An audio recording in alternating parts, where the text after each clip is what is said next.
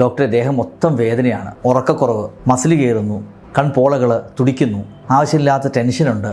ഒരു വിറ്റമിൻ്റെ ഡെഫിഷ്യൻസി കൊണ്ട് ഇതെല്ലാം പ്രശ്നം ഉണ്ടാകുന്നത് ഭയങ്കര അണ്ടർ റെക്കഗ്നൈസേഷൻ ആണ് കേട്ടോ. ഫ്രാങ്ക്ലി പറഞ്ഞു കഴിഞ്ഞാൽ 5-6 കൊല്ലം മുമ്പ് എനിക്കും ഇത് അറിയില്ലായിരുന്നു. ഒരു 3 ദിവസം കൊടുത്തതിന് പുള്ളിയുടെ പറഞ്ഞു എൻ്റെ ഉറക്കം ഭയങ്കര ശരിയായി, എൻ്റെ മസിൽ പെയിൻ എല്ലാം കുറഞ്ഞു. ഇത് ഇഷ്ടംപോലെ ഡോക്ടേഴ്സിന് തന്നെ നമ്മൾ പറഞ്ഞു കൊടുത്തിട്ടുണ്ട്. അവർ തന്നെ സ്വന്തം കാര്യത്തിന് പോലും എടുക്കാറുണ്ട്. നമസ്കാരം.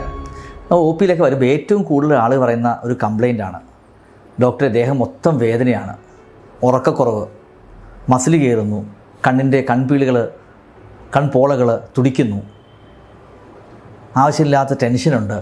ഇതെല്ലാം കേൾക്കുമ്പോൾ നമ്മൾ ആദ്യം വിചാരിക്കും ഫൈബ്രോമയാൽജി ആയിരിക്കാനാണ് സാധ്യത എന്ന്. പക്ഷേ ഉത്തരമല്ല. ഒരു വിറ്റമിൻ്റെ ഡെഫിഷ്യൻസി കൊണ്ട് ഇതെല്ലാം പ്രശ്നം ഉണ്ടാകും. നമുക്കറിയാവുന്ന ഒരു വിറ്റമിൻ ഡി ഡെഫിഷ്യൻസിയിൽ ദേഹത്ത് മൊത്തം വേദന ഉണ്ടാകും. പക്ഷേ ഇത് അതിനേക്കാളും തന്നെ കോമൺ ആയിട്ടുള്ള അത്രയും തന്നെ ഇമ്പോർട്ടൻ്റ് ആയിട്ടുള്ള വേറൊരു വിറ്റമിൻ ഡെഫിഷ്യൻസിയാണ്. അതിൻ്റെ പേരാണ് മഗ്നീഷ്യം ഡെഫിഷ്യൻസി. ഹൈപ്പോ മഗ്നീസീമിയ എന്ന് പറയുന്നത് ഭയങ്കര അണ്ടർ റെക്കഗ്നൈസേഷൻ ആണ് കേട്ടോ. ഫ്രാങ്ക്ലി പറഞ്ഞു കഴിഞ്ഞാൽ 5-6 കൊല്ലം മുമ്പ് എനിക്കും ഇത് അറിയില്ലായിരുന്നു.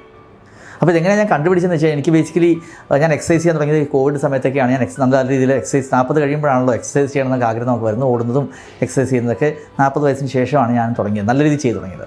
ആ സമയത്ത് എനിക്ക് ഭയങ്കരമായി മസിൽ പെയിൻ വന്നു. ഞാൻ വിചാരിച്ച് എക്സസൈസ് ചെയ്യുന്നതിൻ്റെയാണ്, പക്ഷേ അത് മാറുന്നില്ലായിരുന്നു. അപ്പോൾ നോക്കിയപ്പോഴാണ് മഗ്നീഷ്യം ഡെഫിഷ്യൻസി. കാരണം എനിക്ക് ചെറിയ ഗ്യാസ്ട്രൈറ്റിസ് ആ സമയത്ത് ഞാൻ ഈ പാൻറ്റോപ്രസോൾ പോലെയുള്ള ഗുളികൾ കഴിക്കുമായിരുന്നു. അപ്പോൾ ഞാൻ മഗ്നീഷ്യം ഗുളിക കഴിച്ചപ്പോൾ എൻ്റെ ദേഹത്തിൻ്റെ വേദന ഭയങ്കരമായിട്ട് കുറഞ്ഞു. അപ്പോഴാണ് എനിക്ക് മനസ്സിലായത്. അപ്പോൾ മഗ്നീഷ്യം ടാബ്ലറ്റ് അവൈലബിൾ അല്ലായിരുന്നു. 5-4 കൊല്ലം മുമ്പത്തെ കാര്യം പറയുവാണ്, മഗ്നീഷ്യം ടാബ്ലറ്റ് വൈഡ്ലി അവൈലബിൾ അല്ലായിരുന്നു. ഇപ്പോൾ നമ്മൾ ക്ലിനിക്കിൽ കഴിഞ്ഞ 4-5 വർഷമായിട്ട് നമ്മൾ വളരെ കോമൺ ആയിട്ട് യൂസ് ചെയ്യുന്നൊരു ടാബ്ലറ്റാണ് മഗ്നീഷ്യം. അപ്പോൾ എന്താണ് ഈ മഗ്നീഷ്യം ഡെഫിഷ്യൻസി? നിങ്ങൾ ഓരോരുത്തരും അറിഞ്ഞിരിക്കണം ഈ മഗ്നീഷ്യം ഡെഫിഷ്യൻസി എന്താണ്, എന്തുകൊണ്ട് ഇത് ഉണ്ടാകുന്നുണ്ട്. ഈ മഗ്നീഷ്യം എന്ന് വെച്ച് കഴിഞ്ഞാൽ നമ്മുടെ ശരീരത്തിലെ ഒരു എസൻസ്, വളരെ ഇമ്പോർട്ടൻ്റ് ആയിട്ടൊരു സാധനമാണ്. കാൽഷ്യം നമുക്ക് എല്ലാവർക്കും അറിയാം. കാൽഷ്യം എല്ലിനും ബോണിനും ഒക്കെ വളരെ ഹെൽത്തിന് ഇമ്പോർട്ടൻ്റ് ആണ്. വൈറ്റമിൻ ഡിയും കാൽഷ്യം അതോടൊപ്പം തന്നെ ചേർത്ത് വെക്കുന്ന ഒരു പേരാണ് മഗ്നീഷ്യം. ഈ മഗ്നീഷ്യത്തിൻ്റെ കാൽഷ്യം നമ്മുടെ മസിലിനെ കൺട്രാക്ട് ചെയ്യുന്നു, മസിൽ ടൈറ്റ് ആക്കുന്നത് കാൽഷ്യമാണ്. അപ്പോൾ റിലാക്സ് ചെയ്യുന്നത് മഗ്നീഷ്യമാണ്. മനസ്സിലായില്ലേ? അതുപോലെ തന്നെ നമ്മുടെ നെർവ്സിനെയൊക്കെ തണുത്ത് നിർത്തുക, അതായത് നെർവ്സിന് പെയിൻ കൂട്ടുക, ഇതെല്ലാം തന്നെ ചെയ്യുന്ന കുറേ മിനറൽസാണ്, കുറേ ഹോർമോൺസും കുറേ ഗാബ എന്നൊക്കെ പറയുന്ന സാധനങ്ങളാണ് ഈ വേദന കൂട്ടുന്നത്. അപ്പോൾ ഈ വേദന കുറയ്ക്കുക, അല്ലെങ്കിൽ ആങ്സൈറ്റി കുറയ്ക്കുക, നമ്മുടെ നെർവ്സിനെ കാം ഡൗൺ ചെയ്യുക എന്നുള്ള ഫംഗ്ഷൻ ചെയ്യുന്നതാണ് മഗ്നീഷ്യമാണ്. അപ്പോൾ മഗ്നീഷ്യം ഡെഫിഷ്യൻസിയിൽ എന്ത് സംഭവിക്കുന്നത് നോക്കാം. ഒന്ന്, മഗ്നീഷ്യം ഡെഫിഷ്യൻസിയിൽ കോമൺ ആയിട്ട് സംഭവിക്കുന്നത്, ഞാൻ പറഞ്ഞു മസിലിനെ റിലാക്സ് ചെയ്യാനായിട്ട് ഹെൽപ്പ് ചെയ്യുന്നത്.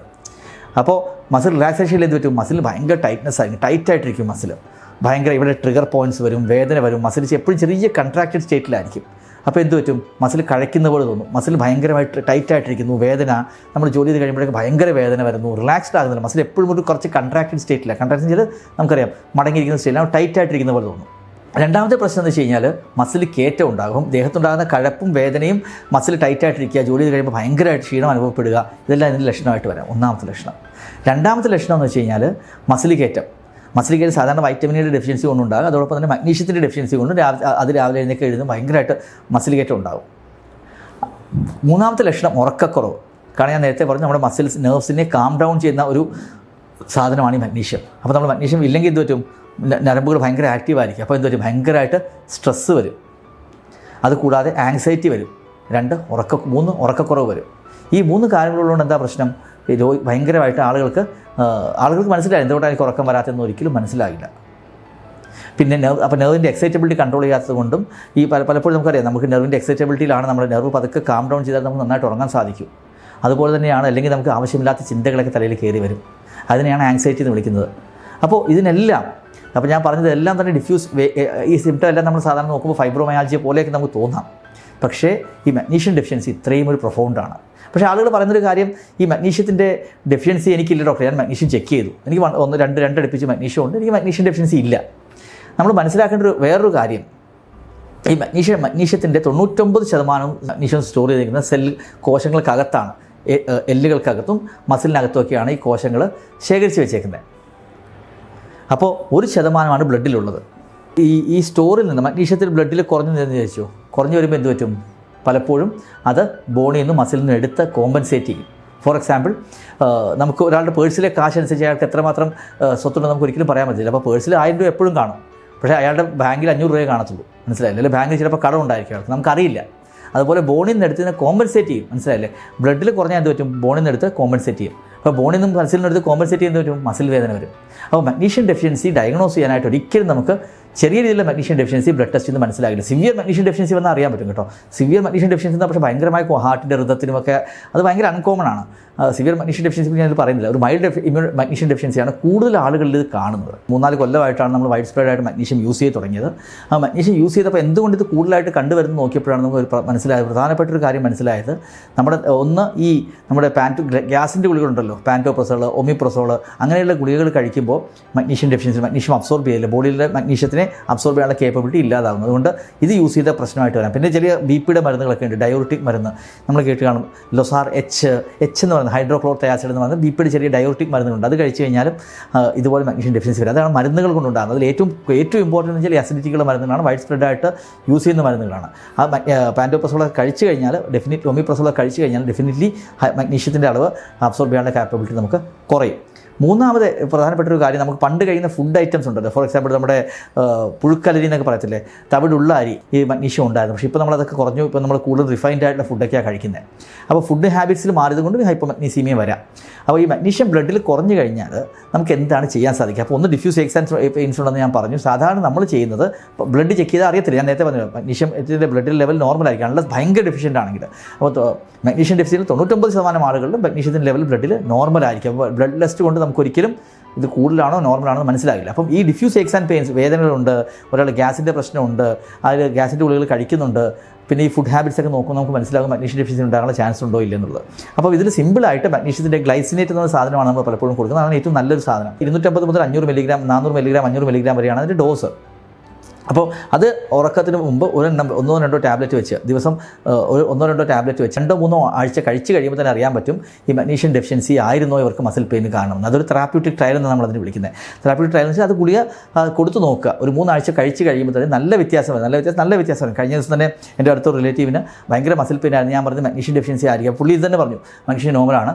അപ്പോൾ ഒരു 3 ദിവസം കൊടുത്തതിന് പുള്ളിയൊക്കെ പറഞ്ഞു എൻ്റെ ഉറക്കം ഭയങ്കര ശരിയായി, എൻ്റെ മസിൽ പെയിൻ എല്ലാം കുറഞ്ഞു. ഇത് ഇഷ്ടംപോലെ ഡോക്ടേഴ്സിന് തന്നെ നമ്മൾ പറഞ്ഞു കൊടുത്തിട്ടുണ്ട്. അവർ തന്നെ സ്വന്തം കാര്യത്തിന് പോലും എടുക്കാറുണ്ട്.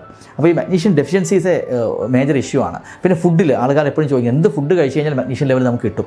പലപ്പോഴും പംകിൻ സീഡ്സ് ഇല്ലേ, മത്തങ്ങാക്കുരു, അല്ലെങ്കിൽ ചിയാ സീഡ്സ്, അല്ലെങ്കിൽ നട്ട്സ്, അല്ലെങ്കിൽ നമ്മുടെ ഏത്തക്കായലുണ്ട്, അല്ലെങ്കിൽ ചീരയിലുണ്ട്, ഇതിലൊക്കെ മഗ്നീഷ്യം ഉണ്ട്. പക്ഷേ പ്രശ്നം ഈ മഗ്നീഷ്യം ഡെഫിഷ്യൻസി ഉള്ളവർക്ക് ഇത് ബിൽഡപ്പ് ചെയ്തുകൊണ്ട് വരാൻ പലപ്പോഴും ഫുഡ് കഴിച്ച് കുറേ ദിവസങ്ങൾ എടുക്കും. അതുകൊണ്ട് ഈ മഗ്നീഷ്യം ഗ്ലൈസിനേറ്റ് ഹാംലെസ് ആയിട്ടുള്ള ഒരു സാധനമാണ്. മഗ്നീഷ്യം ഗ്ലൈസിൻ 2-3 ആഴ്ച കഴിച്ച് കഴിഞ്ഞാൽ നമ്മുടെ ലെവൽ കറക്റ്റായിട്ട് പോകും. ഒരു മനുഷ്യൻ്റെ ഒരു ദിവസത്തെ ഒരു റിക്വയർമെൻറ്റ് 200 to 400 മില്ലിഗ്രാം ആണ്. പിന്നെ ഈ പറഞ്ഞതനുസരിച്ച് നിങ്ങൾ ഈ ചുമ്മാ മഗ്നീഷ്യം എടുത്ത് കഴിക്കരുത്. കാരണം മഗ്നീഷ്യം കൂടുതലായി കഴിഞ്ഞാലും പ്രശ്നമാണ്. ഹൈപ്പർ മഗ്നീസീമിയ എന്ന പ്രശ്നം ഉണ്ടാകും. അത് കൂടിക്കഴിഞ്ഞാൽ പലപ്പോഴും എന്തെങ്കിലും ഇഷ്യൂ വരാൻ സാധ്യതയുണ്ട്. പലപ്പോഴും 99% ആളുകൾക്കും കിഡ്നിയുടെ ഫംഗ്ഷൻ നോർമൽ ആണെങ്കിൽ എക്സസ് ആയിട്ടുള്ള മഗ്നീഷ്യത്തെ കിഡ്നി പുറന്തള്ളുകയും ഈ മഗ്നീഷ്യം ബോഡിയിൽ ഒരു പരിധിക്കുള്ളിൽ വരാതെ നോക്കുകയും ചെയ്യും. പക്ഷേ ചില ആളുകളെങ്കിലും ഈ കിഡ്നിക്ക് പ്രശ്നമുള്ളവർക്ക് ഈ മഗ്നീഷ്യം അമിതമായ അളവിലെടുത്ത് കഴിച്ചു കഴിഞ്ഞാൽ കുറേ നാളത്തേക്ക് കഴിച്ച് കഴിഞ്ഞാൽ ചിലപ്പോഴും മഗ്നീഷ്യത്തിൻ്റെ ലെവൽ ബ്ലഡിൽ കൂടാനുള്ള സാധ്യതയുണ്ട്. നിങ്ങൾക്ക് പറഞ്ഞ് മനസ്സിലാക്കാമെന്ന് വിചാരിക്കുന്നു. നമ്മുടെ ബോഡിക്ക് വളരെ അത്യാവശ്യമായിട്ടുള്ളൊരു മിനറലാണ്. ഫോർ എക്സാമ്പിൾ മസിൽസിന്, അതുപോലെ നമ്മുടെ ഞരമ്പുകൾക്ക്, നെർവുകൾക്ക് എല്ലാം വളരെ എസെൻഷ്യലാണ്. അപ്പോൾ ഈ മഗ്നീഷ്യം ഡെഫിഷ്യൻസി വളരെ കോമൺ ആയതുകൊണ്ട് ഇത് ഡെഫിഷ്യൻസി ഉള്ളവർക്ക് പലപ്പോഴും ആ സിംറ്റം തിരിച്ചറിയാൻ സാധിക്കില്ല എന്ന് മാത്രം ഭയങ്കരമായ മസിൽ വേദനയും ഉറക്കക്കുറവായിരിക്കും. മസിൽ വേദന, ഉറക്കക്കുറവ്, മസിൽ കയറ്റം, അല്ലെങ്കിൽ ആവശ്യമില്ലാത്ത ഉത്കണ്ഠ തുടങ്ങിയ നമ്മൾ സാധാരണയായിട്ട് കണ്ടുവരുന്ന സിംറ്റം ആൾക്കാർ ഡിപ്രഷനായിട്ടോ അല്ലെങ്കിൽ ഫൈബ്രോമയാൾജിയ ആയിട്ടൊക്കെ തെറ്റിദ്ധരിക്കും. പക്ഷേ മഗ്നീഷ്യം ഒരു ഉറങ്ങുന്നതിന് 1-2 മണിക്കൂർ മുമ്പ് കഴിച്ചു കഴിഞ്ഞാൽ 1-2 ആഴ്ച കൊണ്ട് തന്നെ ഈ മഗ്നീഷ്യം ഡെഫിഷ്യൻസി കൊണ്ടാണെങ്കിൽ ഇത് കറക്റ്റാണ്. പക്ഷേ ഈ സിംറ്റം ഉള്ള എല്ലാവർക്കും മഗ്നീഷ്യം ഡെഫിഷ്യൻസി അല്ല കേട്ടോ. അതൊരു വലിയ പ്രശ്നമാണ്. ഉറക്കക്കുറവില്ലാത്തവർക്ക് മഗ്നീഷ്യം കഴിച്ച് ശരിയാകില്ല. മഗ്നീഷ്യം ഡെഫിഷ്യൻസി ഈ പ്രശ്നങ്ങളൊക്കെ ഉണ്ടാക്കാം. പക്ഷേ ഈ പ്രശ്നങ്ങൾ ഉണ്ടാകുന്ന എല്ലാവർക്കും മഗ്നീഷ്യം ഡെഫിഷ്യൻസി കൊണ്ട് മാത്രമാകണമെന്നില്ല. കാരണം ഈ ഡിപ്രഷൻ പോലുള്ള അസുഖങ്ങൾ, ഫൈബ്രോമയാൾജിയ പോലുള്ള അസുഖങ്ങൾ, അതൊന്നും മഗ്നീഷ്യം കഴിച്ച് കഴിഞ്ഞാൽ ഒരു പൂർണ്ണമായ കുറവൊന്നും വരാൻ സാധിക്കില്ല. അതിൻ്റേതായ ട്രീറ്റ്മെൻറ്റോ അതിൻ്റെ കോസ് എന്താണെന്ന് നോക്കി നമ്മൾ മുന്നോട്ട് പോവുകയും വേണ്ടി വരും. അപ്പം ഒരു മെഡിക്കൽ സൂപ്പർവിഷൻ ഇല്ലാതെ ഡെഫിനറ്റ്ലി നിങ്ങൾ മേടിച്ച് കഴിക്കാതിരിക്കുന്നതായിരിക്കും നല്ലത്. കാരണം ഒരു ബേസിക്കലി ആദ്യം നോക്കണം നിങ്ങൾക്ക് വേറെ എന്തെങ്കിലും പ്രശ്നങ്ങൾ കൂടി ഉണ്ടോ, നോക്കിയിട്ട് വേണം ഇത് കഴിക്കാൻ.